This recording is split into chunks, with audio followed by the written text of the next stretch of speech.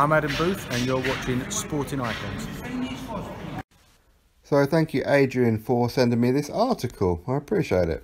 So Shelly Finkel, as far as I can tell, and any logical kind of person will be able to tell, has just pretty much shown that his team are not serious, and this 50 million is not actually real. In the sense of, it's not a case of, here, here's the 50 million, we can prove we have the 50 million, and you will definitely get it in one lump sum. For all Joshua knows, this 50 million that Deontay Wilder sent in an email, remember email, the one where one of his own team members, Lou DiBella, said you don't start negotiations or make fights via email, remember? You don't use social media, you don't use emails. Well, what's this then? Okay, so Deontay Wilder sends an email, not his legal team, but Deontay Wilder himself, which is ridiculous, for 50 million. But what, 50 million in installments? 50 million, okay, when's the fight? He says end of the year. Why is it end of the year? Why not now? Yeah, because you're fighting Dominic Brazil. Yeah, because you don't have 50 million, do you?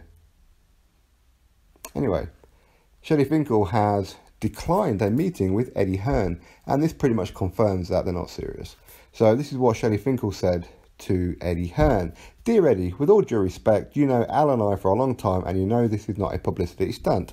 I assure you that we're serious, and we'll be glad to sit down with you and provide proper security for the funding and work out all the details. But it has to start with Anthony Joshua accepting the $50 million offer that he asked for, which is also by far the largest guarantee and largest purse any heavyweight champion in history has ever made. Until then, it will be non-productive to meet. Please have Anthony accept the offer that he asked for, and let's get his fight made. Thanks, Shelly. Now, technically, Joshua has said, yeah, okay, because you guys didn't see his response to let's roll. That means, okay, great. Let's start the rolling. Let's start the ball rolling. But they're unwilling. Eddie Hearn is in America. Anthony Joshua is in the UK. They changed the meeting date from Thursday to Friday. As soon as Eddie Hearn agreed to do that, they then sent this email. You don't see it? You don't see the PR? You don't see the publicity stunt? You don't see that this is a fake offer? I would love to be wrong. But of course the Wildettes, going by the comments, oh my God. Imhotep, Imhotep, Imhotep. Brains. Zombie boys. Unbelievable that they will go, yeah, this is a contract offer. It's not a contract offer. Where is the 50 million? What, they're supposed to believe a team who lost a purse bid to Povetkin? Yeah? They're supposed to believe a team who are backing a guy who's never been pay-per-view before. They've paid him his highest ever purse in his last fight, in his 40th fight after 10 years, 2.1 million. But people are supposed to believe there's 50 million. Yeah? Really? How is that? How does that even work? And they won't even meet Eddie Hearn. Why? Because Eddie Hearn is going to call them out on their crap. And I know a lot of you guys, not all of you, but a lot of you guys are literally could be like zombie boys, believing the Wildette channels, the Wildette protectors, who've been protecting him for the last year because they didn't know who he was until a year ago, until Joshua come along. You know, those racist channels, the ones who use boxing as a way to wreak havoc on people who have weak minds like you guys, who are listening to them and going, yeah, you're right. So Anthony Joshua is to believe the 50 million from a team who won't even meet his representative. He's supposed to believe this 50 million from an email from Deontay Wilder, from a team who quite clearly don't back Deontay Wilder. They haven't done it, ever. He's never stepped up. He's never done any kind of proof. He lost a purse bid to Povetkin.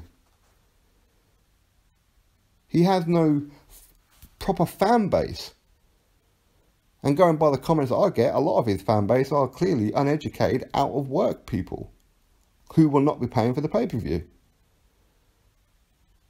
They're giving Joshua the same amount of money that he could make in 2 fights.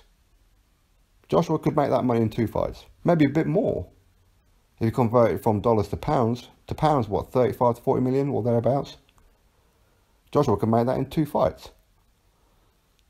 But yet, he's supposed to bow down. I mean, what's he accepting here? 50 million for what? 50 million in one lump sum? When's he going to get that 50 million? Where's the fight going to be? Well, Wilder says it's going to be in America. Okay, fine.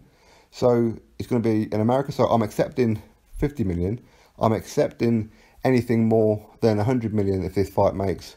It's then 50-50 all the way. And if it's going to be in America, okay, I'm accepting that. I'm accepting that mid-training camp, I'm supposed to just drop everything and go on a press tour. What am I accepting exactly? But we don't know, because they won't even meet. If they were serious, they wouldn't have done 24 hours notice. Eddie Hearn and Joshua didn't give Wilder 24 hours. They said, you've got 10 days. Why? Because they are actually on a time schedule, because they have the WBA mandatory in Povetkin to deal with. So, if they're serious, why did Deontay Wilder send the offer, and why did it go via email from Deontay Wilder? And yet they won't even sit down with Eddie Hearn? They're not serious, are they? They're not serious. And if you guys have any kind of common sense left, you can see this and at least question, is it legitimate? Are they just using it just so they can say, yeah, see, Joshua, he ducked Wilder. But Wilder, he tried to make the fight. Did he? What, by sending an email, but yet refused to provide proof of the 50 million? They didn't even draw up a contract, even a draft of a contract. They couldn't even do that.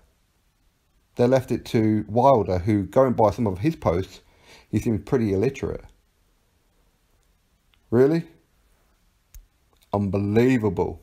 Subscribe.